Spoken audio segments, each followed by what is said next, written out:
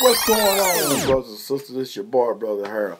As you can see, I'm in the studio, burning the midnight oil, spending some time working, looking over some things. But basically, what I'm dealing with tonight, brothers and sisters, dealing with doing some writing on prophetic visions of my past, making known to me things of the future. Some ask the question, therefore, what I'm experiencing, is it an out of body experiences? Really, to be honest with you, brothers and sisters, I don't know. I can't tell you, but I was just sitting here reflecting on some things, remembering the day when God called me into the ministry, how excited I was to preach the good news, the gospel, to carry this message of truth. And I was thinking about, my teacher, Pastor James Richard, my leader, my confidant, my guru, and my pastor, and my friend. I remember the day when he set me down. By the way, let me show you a picture of my pastor.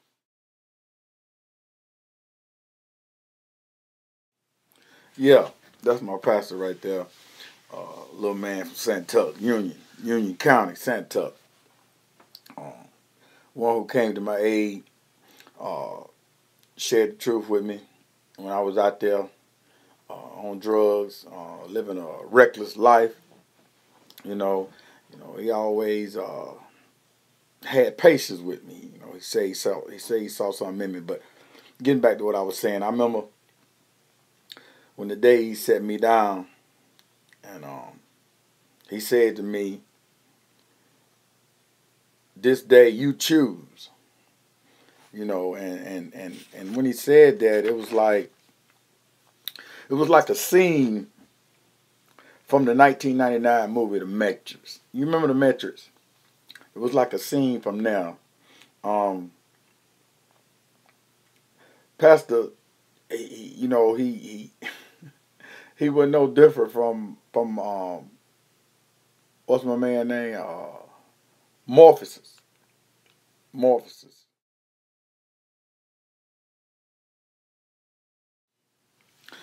You remember that scene when it got to the scene where Morpheus was talking about, it was about development and understanding. And Morpheus said to Neo, Morpheus held out his hands, and Morpheus said, "You take the blue pill, the story will end, and you will wake up in your bed and believe whatever you want to believe.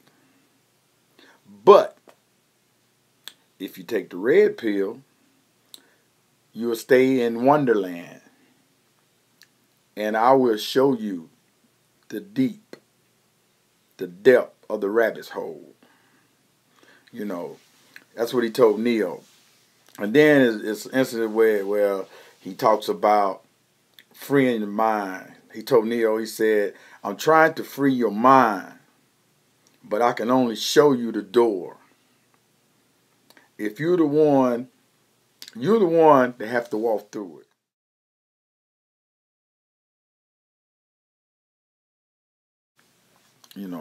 The Matrix, man, that was a movie, man. Matter of fact, I went to Walmart looking for that thing, man, because I was thinking back about that. Some of the things that, what my pastor was telling me at the time and everything. So, basically what I'm saying, I say all that to say this. Pastor simulated the same thing. Pastor was saying to me, the blue pill, if you desire to take it, it's about religion. In religion, there's no change. Powerless. You have traditions, which is made by men, rituals, and storytelling, and more concerned about the flesh than concerned about spiritual things. With this blue pill, you get caught up. You get caught up in selfishness, ungodliness. You know, you have a power. You have a form of godliness, but deep down inside, you deny the power thereof. There's no change. Everything stays the same if you take the blue pill. Then he goes on to say, red pill.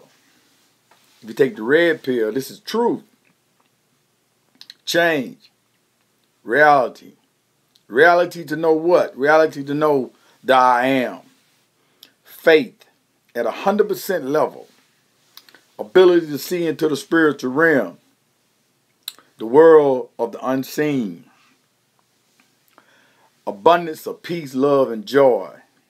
Walking in miracles.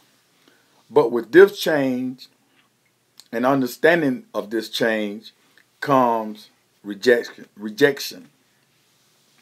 And to be hated by men. Times of loneliness, solitude. Being misunderstood at times by many. A life of sanctification and pure holiness. For this truth, you become a servant and a slave. And my pastor said, in so many ways you choose this day. So you know what, brothers and sisters, without a doubt,